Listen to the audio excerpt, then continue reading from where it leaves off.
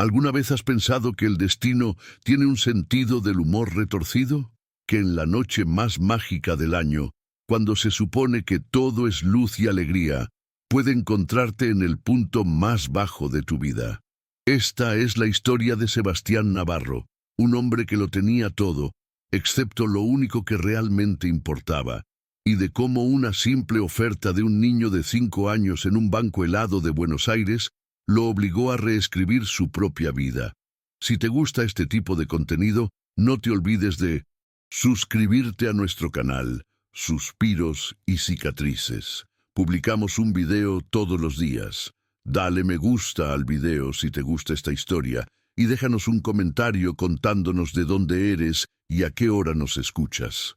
Era la noche de Nochebuena cuando Sebastián Navarro, 35 años, director ejecutivo de un imperio tecnológico de 700 millones de euros, se sentó en un banco del Parque Nevado de Buenos Aires con lágrimas recorriendo su rostro.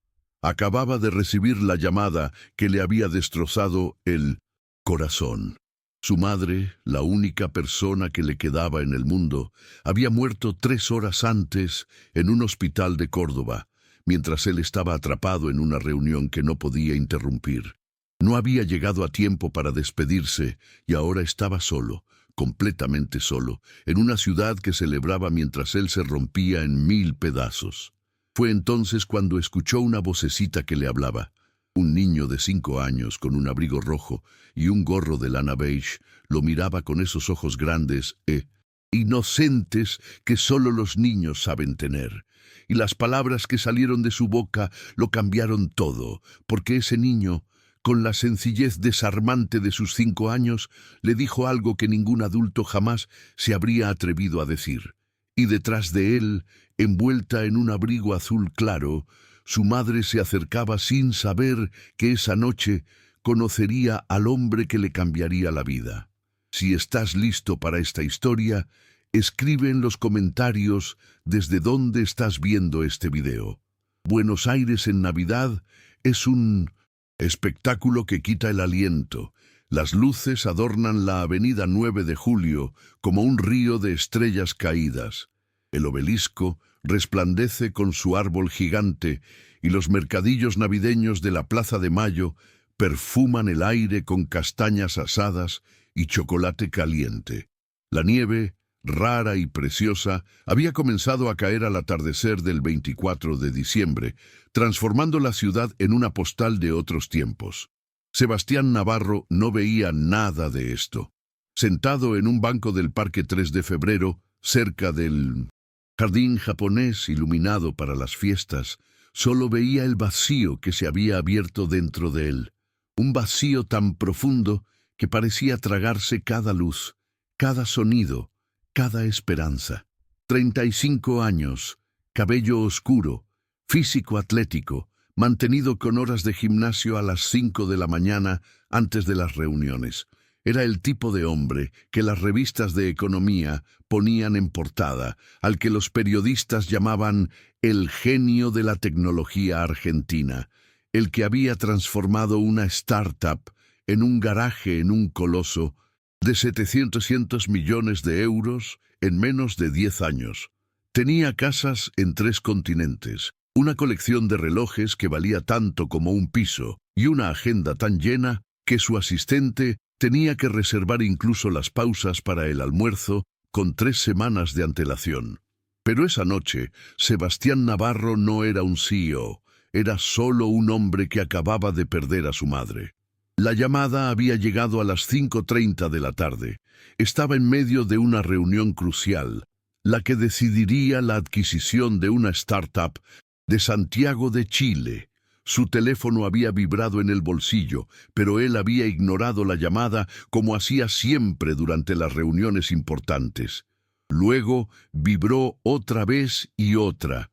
A la 4ª llamada, finalmente respondió irritado, listo para reprender a quien osara interrumpir.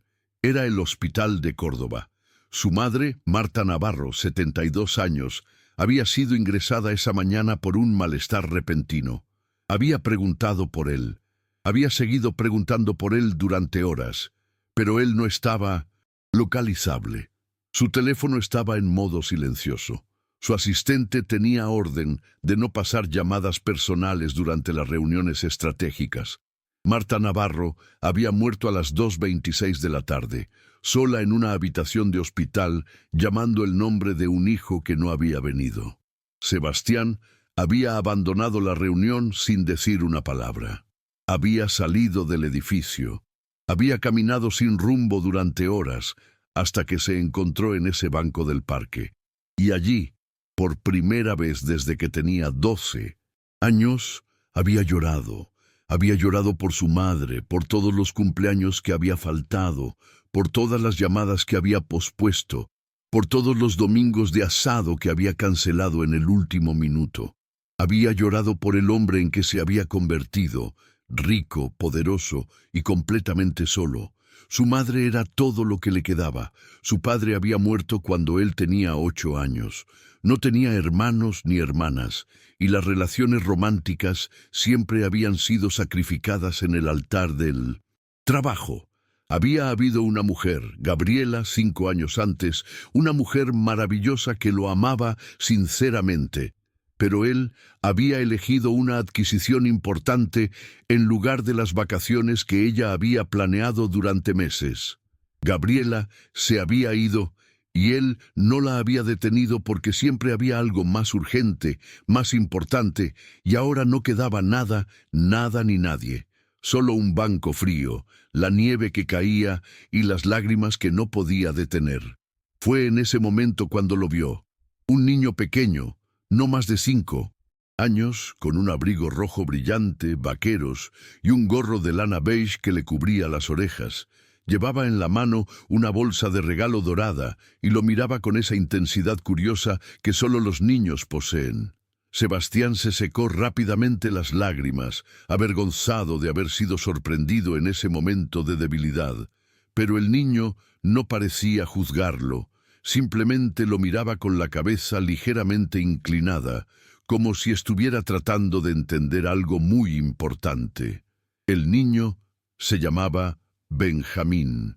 Tenía 5 años y medio y esa precisión era muy importante para él. No 5 años, 5 años y medio. Tenía el pelo rubio asomando bajo el gorro, ojos azules grandes como el cielo, y esa sinceridad desarmante que los adultos pierden demasiado pronto. Se había acercado al banco con paso decidido, como si tuviera una misión que cumplir. Se había detenido frente a Sebastián y lo había estudiado durante un largo momento. Luego habló, y sus palabras atravesaron todas las defensas que Sebastián había construido en toda una vida. Le preguntó por qué lloraba, no con curiosidad morbosa, sino con genuina preocupación, como si el dolor de un desconocido fuera algo que merecía atención, algo que había que entender y, si era posible, aliviar. Sebastián no sabía cómo responder. No estaba acostumbrado a hablar de sus sentimientos, mucho menos con un niño. Pero había algo en los ojos de aquel pequeño, una pureza que no aceptaba mentiras, que lo empujó a decir la verdad. Le dijo que estaba triste porque había perdido a su mamá. Benjamín había asentido gravemente, como si entendiera perfectamente el peso de esas palabras. Había reflexionado un momento, el rostro concentrado en esa expresión seria que los niños adoptan cuando piensan en cosas importantes. Luego dijo las palabras que Sebastián nunca olvidaría. Le dijo que no llorara. Le dijo que podía tomar prestada a su mamá si quería. Su mamá era muy buena dando abrazos cuando uno está triste, le explicó. Y también hacía el chocolate caliente más rico del mundo. Sebastián sintió que algo se derretía en su pecho. Era una propuesta absurda, imposible, maravillosa en su sencillez. Un niño de 5 años que ofrecía compartir lo más precioso que tenía, su madre, con un desconocido que lloraba en un banco. Antes de que pudiera responder, una voz femenina llamó el nombre del niño. Una mujer se acercaba con paso rápido, el rostro preocupado. Llevaba un abrigo azul claro sobre un vestido dorado, cabello rubio que enmarcaba un rostro amable y bolsas de la compra que sugerían un día pasado preparando la Navidad. Andrea Romero, 34 años, era una mujer a la que la vida no había perdonado. Viuda desde hacía 3 años, cuando su marido Martín había muerto en un accidente de tráfico, había criado a Benjamín sola, trabajando como maestra de primaria y haciendo milagros para llegar a fin de mes. No tenía familia en Buenos Aires. Sus padres vivían en Rosario y no podía permitirse ir a visitarlos a menudo. Pero a pesar de todo, había criado a un hijo maravilloso, un niño que veía el dolor de los demás y quería sanarlo.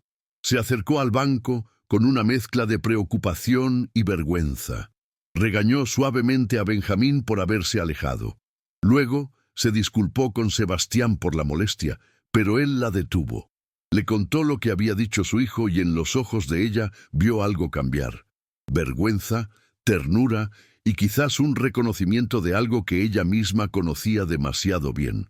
Se sentó en el banco junto a él, Benjamín en medio, y por primera vez en años, Sebastián se encontró hablando con alguien que no quería nada de él, ni contratos, ni inversiones, ni favores, solo una conversación humana. En una noche de Navidad, la nieve seguía cayendo mientras hablaban. Benjamín, con la resistencia limitada de los niños de 5 años, se había quedado dormido entre ellos, la cabeza apoyada en el brazo de su madre, las manitas aún agarrando la bolsa de regalo. Su respiración era regular, pacífica, inconsciente del momento extraordinario que se desarrollaba sobre su cabeza.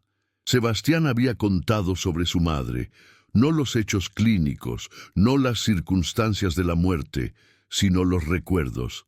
Había contado cómo Marta hacía el mejor asado del mundo cada domingo, cómo lo esperaba en la puerta cuando volvía del colegio con una merienda ya preparada, cómo le leía cuentos, incluso cuando ya era demasiado mayor para los cuentos, cómo lo había apoyado cuando todos decían que su idea de startup era una locura.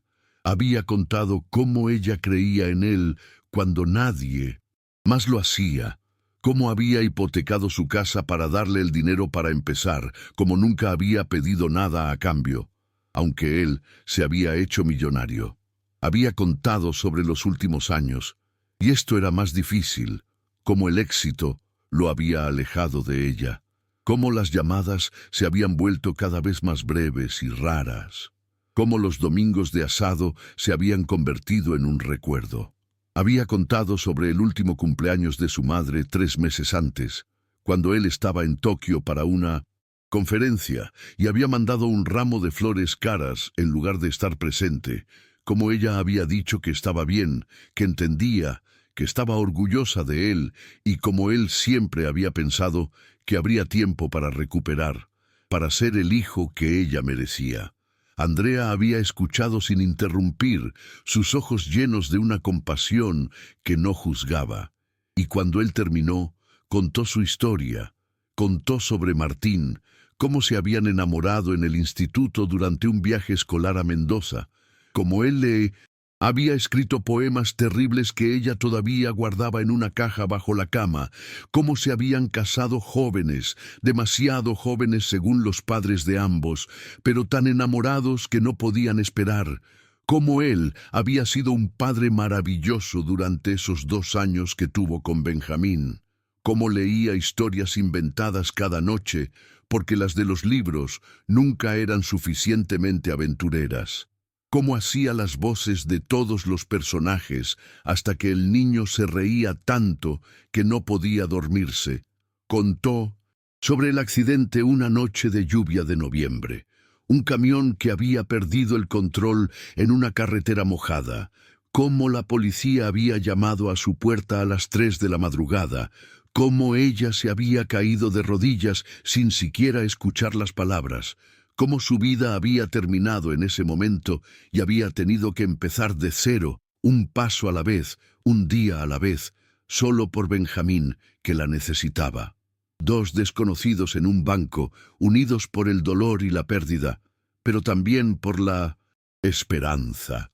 Esa esperanza obstinada que nunca muere completamente, la que te hace levantarte cada mañana, aunque quisieras solo rendirte. Esa esperanza que encuentra expresión en los ojos de un niño que duerme, en el perfume de la nieve fresca, en las luces de Navidad que brillan a pesar de todo. Sebastián miró al niño dormido y sintió algo que no sentía desde hacía años. No era atracción por la madre, todavía no. Era algo más simple y más profundo, el deseo de proteger, de estar presente, de formar parte de algo más grande que su imperio económico. Miraba a ese niño y veía todo lo que podría haber tenido si hubiera tomado decisiones diferentes, todo lo que su madre habría querido para él. Andrea lo miraba con ojos que veían más allá de la fachada del CEO. Muchas gracias por escuchar hasta aquí. Si te gusta este tipo de contenido, no te olvides de suscribirte a nuestro canal Suspiros y Cicatrices. Publicamos un video todos los días. Dale me gusta al video si te gusta esta historia y déjanos un comentario contándonos de dónde eres y a qué hora nos escuchas. Ahora continuamos con el video. Veía a un hombre solo, herido, que había perdido el camino en el laberinto del éxito. Veía a alguien que necesitaba ser salvado tanto como ella misma necesitaba a alguien a quien salvar, y por alguna razón, que no podía explicarse, sentía que quería ayudarlo. Sentía que quizás podían ayudarse mutuamente. La nieve había dejado de caer. Las luces del jardín japonés brillaban en la oscuridad como guardianes silenciosos de la noche, y desde el centro de la ciudad llegaban las notas de villancicos traídos por el viento. Era Nochebuena, la noche de los milagros, según la tradición, y 3 personas estaban sentadas en un banco frío, en un parque porteño, conectadas por un hilo invisible que ninguno de ellos había previsto, pero que ninguno quería romper.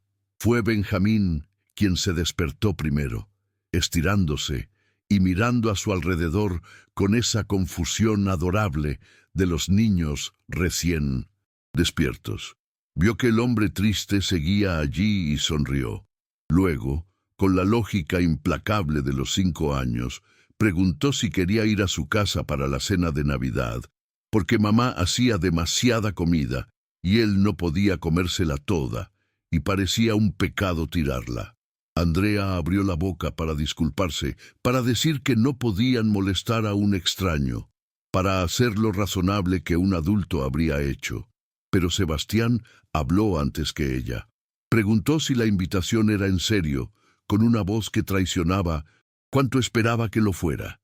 Y cuando Benjamín asintió vigorosamente, con toda la seriedad de la que un niño de 5 años es capaz, aceptó. El piso de Andrea era pequeño, 2 habitaciones en el barrio de San Telmo, decoración sencilla pero cuidada, las paredes llenas de dibujos de Benjamín y fotografías de tiempos más felices. No había nada lujoso, nada que se pareciera ni remotamente a la vida a la que Sebastián estaba acostumbrado. Sin embargo, en el momento en que cruzó el umbral, sintió algo que no sentía desde hacía años. Calidez, no la del calefactor, sino la de un hogar de verdad, habitado por personas que se querían.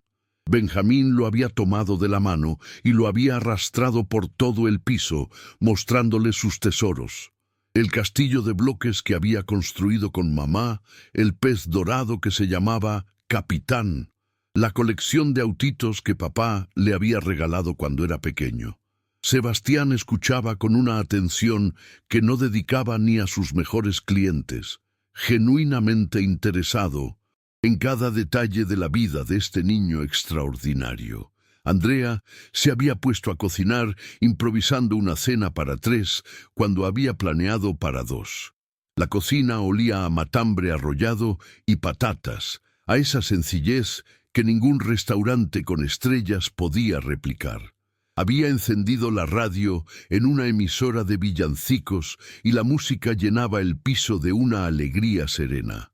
Sebastián se ofreció a ayudar y Andrea aceptó con sorpresa. Los hombres poderosos que conocía, esos pocos que había encontrado en su trabajo, nunca se ofrecían a cortar verduras o poner la mesa. Pero él lo hizo con una torpeza que delataba lo poco acostumbrado que estaba a esas actividades, pero también con una voluntad genuina de ser útil. Mientras cocinaban uno al lado del otro, hablaban no de sus pérdidas esta vez, sino de sus vidas. Andrea contó sobre su trabajo de maestra, sobre los niños que adoraba, sobre las pequeñas victorias cotidianas de ver a un alumno entender finalmente un concepto difícil. Sebastián contó sobre su empresa, no sobre los beneficios y las adquisiciones, sino sobre las personas que trabajaban allí, sobre los proyectos que lo apasionaban, sobre la visión que lo había empujado a empezar. Por primera vez en años, Sebastián se sentía visto por lo que era, no por lo que poseía. Andrea no sabía nada de su patrimonio, nunca había oído su nombre, no lo trataba con esa deferencia falsa que recibía donde quiera que fuera, lo trataba como a un hombre, simplemente un hombre. Y esa normalidad era el regalo más precioso que había recibido en mucho tiempo. La cena fue sencilla y perfecta. Sentados alrededor de una mesa demasiado pequeña, con platos que no eran todos iguales, comieron y rieron y contaron historias. Benjamín dominaba la conversación con su entusiasmo imparable, contando sobre la escuela, sobre amigos, sobre sueños. Quería ser astronauta, o quizás bombero, o quizás heladero, porque así podía comer todo el helado que quisiera. Después de cenar, Benjamín insistió en mostrar a Sebastián sus libros favoritos. Se sentaron en el sofá, el niño acurrucado entre los dos adultos, mientras Andrea leía un cuento de Navidad con voces diferentes para cada personaje. Sebastián escuchaba, pero sus ojos vagaban a menudo hacia ella, hacia la forma en que la luz de la lámpara le iluminaba el rostro, hacia la sonrisa que aparecía cada vez que Benjamín se reía. Cuando el niño se durmió, esta vez en su cama después de darle las buenas noches, Sebastián y Andrea se encontraron solos en el pequeño salón. El silencio no era incómodo, era confortable, lleno de todas las cosas que habían compartido en esas pocas horas. Sebastián sabía que debía irse. Tenía un piso vacío que lo esperaba, una vida que retomar, un funeral que organizar, pero no quería moverse de ese sofá, de esa casa que olía a comida y a amor, de esa mujer que lo miraba con ojos que no pedían nada. Sebastián se fue esa noche, pero no antes de intercambiar los números de teléfono con Andrea.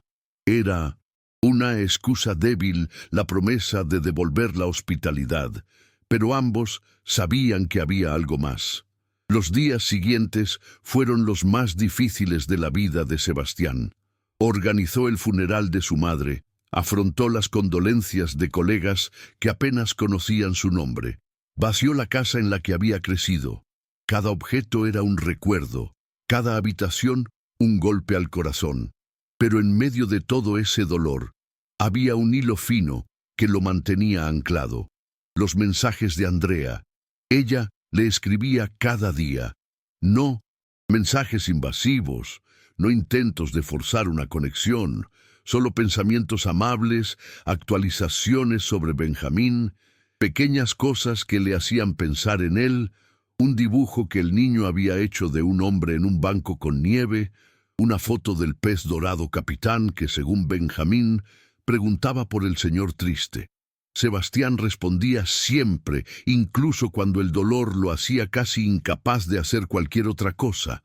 Esas conversaciones se habían convertido en lo más importante de sus días, más que las reuniones, más que los contratos, más que todo lo que antes parecía esencial. Una semana después de Navidad, le pidió volver a verla. No a Benjamín, todavía no, solo a ella. Necesitaba hablar con alguien que entendiera. Y por alguna razón que no podía explicar, racionalmente sentía que ella era esa persona. Se encontraron en una cafetería del centro, lejos de las zonas frecuentadas por los colegas de Sebastián. Ella llegó con 10 minutos de retraso, las mejillas enrojecidas por el frío, disculpándose por el tráfico. Él nunca había esperado a nadie tan pacientemente en su vida. Hablaron durante horas del dolor y de cómo afrontarlo, de la vida que continúa, aunque quisieras que se detuviera, de Benjamín y de lo extraordinario que era, de Martín y de Marta y de todos los que habían amado y perdido. Pero también hablaron de cosas más ligeras, de películas y libros y sueños, de las pequeñas cosas que hacen que la vida valga la pena. Cuando salieron de la cafetería, el sol se estaba poniendo y las luces de la ciudad se estaban encendiendo. Sebastián la acompañó a casa caminando despacio como para prolongar ese momento. Frente al portal de su edificio, dudó.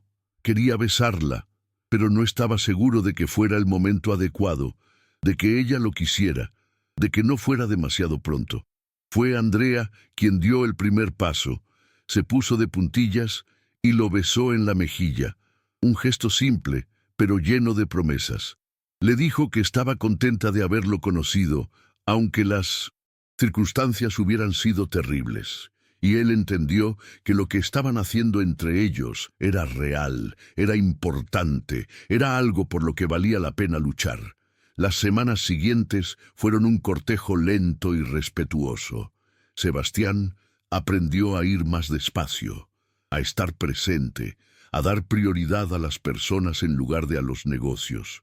Empezó a ver a Benjamín regularmente, llevándolo al parque, al kiosco a comer helado, aunque fuera invierno. El niño lo adoraba con esa capacidad de amar sin reservas que solo tienen los niños. Y Andrea lentamente empezó a abrirse, a confiar de nuevo, a permitirse esperar, a creer que quizás el amor podía llegar 2 veces en la vida. Un año después de aquella Nochebuena, Sebastián Navarro era un hombre diferente. Había reducido su papel en la empresa, delegando más responsabilidades a sus colaboradores. Había vendido 2 de sus 3 casas, quedándose solo con el piso de Buenos Aires, que ahora compartía con Andrea y Benjamín. Había dejado de trabajar 16 horas al día, descubriendo que el mundo no se acababa si salía de la oficina a las 6 de la tarde. Pero sobre todo tenía una familia. No se había casado con Andrea, todavía no. Querían hacer las cosas con calma, respetando lo que ambos habían perdido. Pero vivían juntos desde hacía 6 meses. Y cada día Sebastián se despertaba agradecido por una vida que ni siquiera sabía que deseaba. Benjamín lo llamaba tío Sebastián, no papá, porque ese título pertenecía para siempre a Martín, pero tío Sebastián, como si fuera un nombre propio, algo único que era solo de ellos. Y cada vez que oía esas palabras, Sebastián sentía el corazón hincharse de una alegría que ningún negocio multimillonario le había dado jamás. Había puesto una foto de su madre Marta junto a la de Martín en el salón. Benjamín conocía ambas historias. Sabía que la abuela Marta estaba en el cielo con su papá y que probablemente se habían hecho amigos. Cuando rezaban antes de dormir, siempre incluían los 2 nombres. Lau, noche de la nueva Nochebuena. Se encontraron en el Parque 3 de febrero. Había sido idea de Benjamín, que ya tenía 6 años y medio y una memoria sorprendente. Quería volver al sitio donde había encontrado a Sebastián, donde todo había empezado. Se sentaron en el mismo banco, ahora cubierto de nieve fresca. Benjamín en medio, como aquella primera noche, con Andrea a un lado y Sebastián al otro. Miraban las luces del jardín japonés, escuchaban los villancicos que llegaban desde el centro, sentían el frío que mordía las mejillas. Sebastián pensó en cuánto había cambiado su vida en solo un año. 12 meses antes estaba sentado aquí solo, destrozado, convencido de que nunca más sentiría alegría. Y ahora tenía todo lo que realmente importaba: amor, familia, pertenencia. Benjamín interrumpió sus pensamientos con una pregunta. Le preguntó si todavía estaba triste por su mamá. Sebastián lo pensó un momento antes de responder. Le dijo que sí. A veces todavía estaba triste y probablemente lo estaría siempre un poco, pero que la tristeza era diferente ahora. Estaba mezclada con gratitud por haberla tenido, con recuerdos bonitos que hacían sonreír, con la conciencia de que ella habría querido verlo feliz. El niño asintió solemnemente, como si entendiera perfectamente. Luego dijo algo que hizo llorar tanto a Sebastián como a Andrea. Dijo que estaba contento de haber prestado a mamá al señor triste, porque ahora el señor ya no estaba triste, y él tenía un tío más, y todos eran felices. Y ese era el mejor regalo de Navidad que podía imaginar. Andrea se secó los ojos y apretó la mano de Sebastián por encima de la cabeza de Benjamín. Él le devolvió el apretón, mirándola con todo el amor que había aprendido a sentir, todo el amor que se había negado a sí mismo durante años. La nieve volvió a caer ligera como una bendición. Y en ese banco, en la misma posición de un año antes, 3 personas que el destino había unido se abrazaron fuerte, sabiendo que pasara lo que pasara en el futuro, estarían juntos. Porque a veces la familia no es en la que naces, a veces es la que encuentras, la que eliges, la que construyes pieza a pieza, con paciencia y amor. A veces hace falta un niño de 5 años con un abrigo rojo, para recordarnos que la solución a los problemas más grandes es a menudo la más sencilla. No llores, Señor, puede tomar prestada a mi mamá. 7 palabras que habían cambiado 3 vidas para siempre. Si esta historia te ha hecho creer que el amor puede llegar cuando menos te lo esperas, deja un pequeño corazón aquí abajo para hacérmelo saber. Y si has elegido quedarte hasta el final, significa que historias como esta tocan algo verdadero también en ti. Para quien desee apoyar estos relatos, existe la posibilidad de dejar un 1000 gracias a través de la función aquí abajo. Cada gesto cuenta. Igual que esas 7 palabras de un niño, han contado más que 700 millones, porque tú has elegido quedarte hasta la última palabra, y eso te hace tan especial como los protagonistas de esta historia.